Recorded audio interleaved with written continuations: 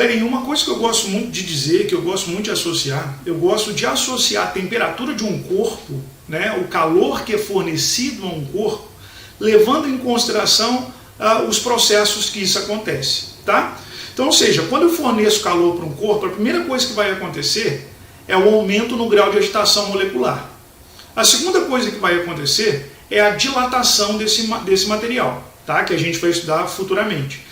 E a terceira coisa que vai acontecer é a mudança de estado desse material. Então, ou seja, se eu pegar essa caneta aqui de exemplo novamente, se eu aquecer essa caneta, se eu fornecer energia para ela, a primeira coisa que vai acontecer é o aumento no grau de agitação das moléculas dessa caneta.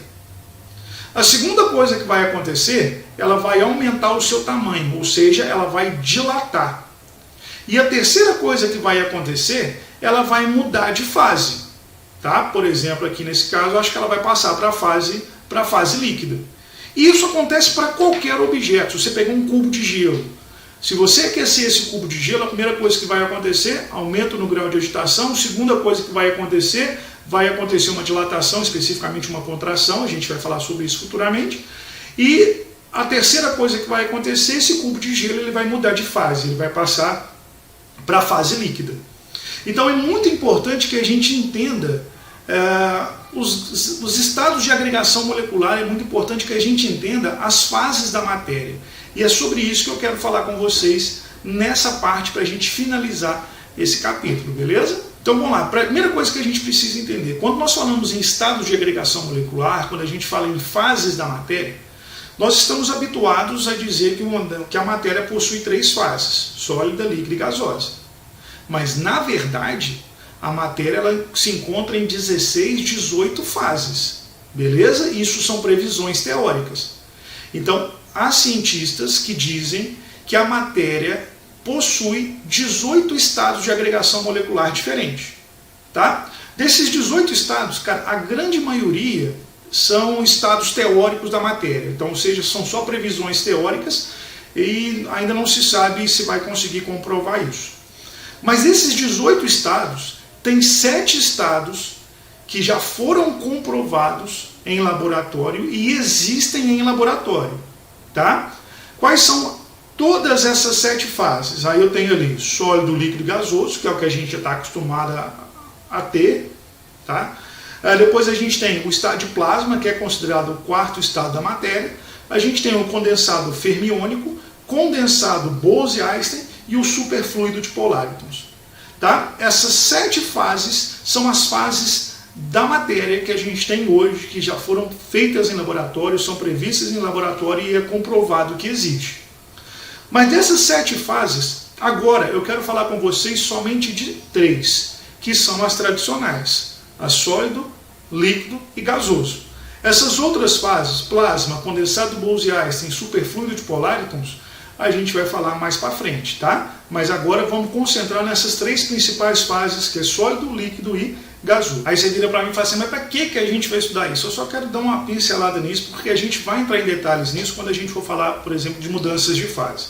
Tá? Mas cada uma dessas fases, sólida, líquido ou gasoso, ela tem algumas características que está relacionada com o grau de agitação molecular.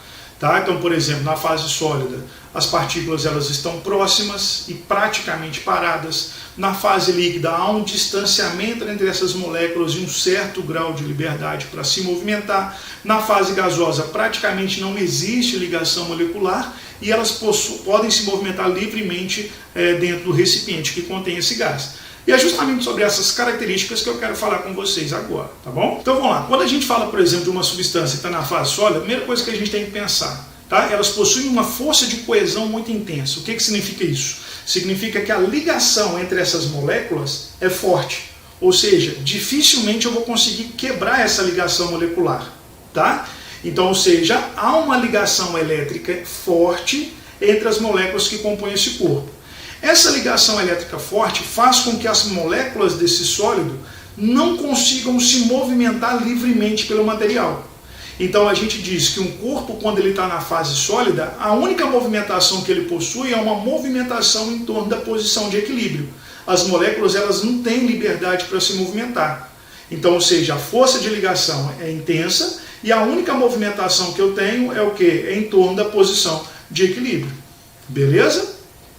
Quando eu falo disso, de uma substância que está na fase sólida, normalmente, tá, na grande maioria dos sólidos, formam o que nós chamamos de rede cristalina ou retículo cristalino, que é quando eu tenho uma ligação molecular forte, intensa, movimentação pequena, e vai ter uma certa coesão nessas ligações.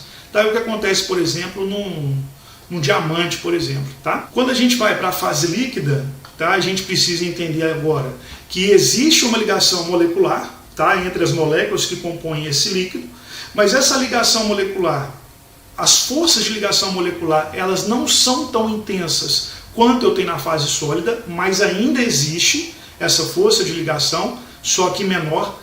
Além de ter uma força de ligação menor, as moléculas elas têm um certo grau de liberdade, tá, dentro do líquido, então, ou seja, eu tenho uma movimentação molecular dentro desse líquido, beleza? Quando eu considero um corpo que está, por exemplo, na fase gasosa, o que eu tenho? Eu tenho uma força de coesão praticamente nula, tá? Então, uma substância que está na fase gasosa, a ligação elétrica entre essas moléculas, elas praticamente não existem, praticamente, não significa que não exista, tá?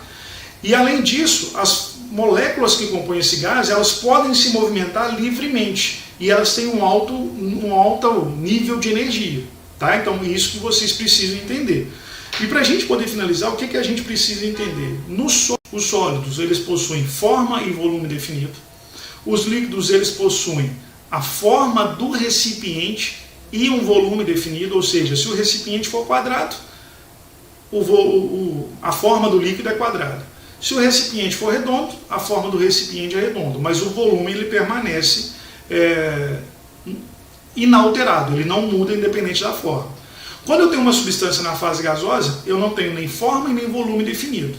Tá? É tudo de acordo com o recipiente que contém. Então, se você tiver um recipiente ali com um volume de 1 litro, você vai ter 1 litro de gás. Se você tiver um recipiente com 10 litros, você vai ter 10 litros de gás. Beleza? Então, isso vai depender do recipiente que contém. Galera, encerra aqui o nosso capítulo, tá? A gente volta num próximo capítulo para falar especificamente sobre as escalas termométricas.